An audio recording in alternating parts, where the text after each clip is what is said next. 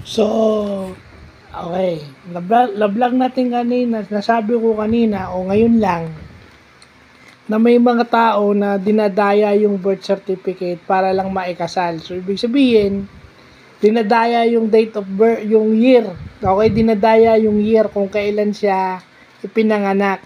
So, pag ginawa mo raw yan, it is considered falsification of public documents. Kasi, na-vlog natin, ang birth certificate is a public document and it is considered unadmissible evidence in court. Pwedeng gamitin ebidensya sa korte yan.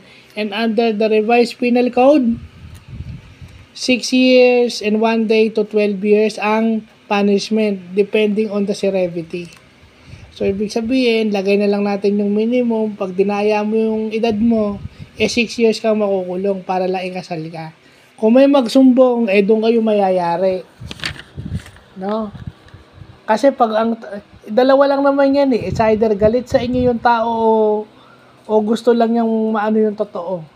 Yan, pag may nagsumbungan o may nag-ano yan, patay kayo. Kaya importante wag nyo nang dadayain yung edad nyo. Mag-antay na lang kayo mag-18 para kayo ikasal. Kasi baka pag nandun na kayo sa pag-aasawa, hindi naman kanin niya na mainit na pwede mong iluwa eh. Oh. Yeah?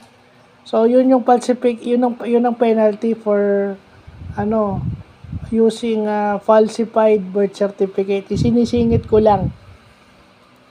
No?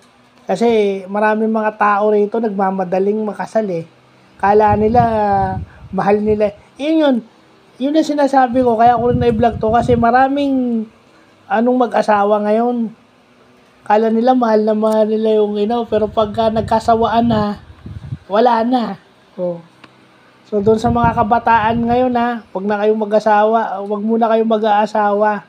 Mag-aral muna kayo. Okay? At saka yung falsification of public documents, morally, panluloko yan. At hindi magandang ugali yan. So, yun lang po.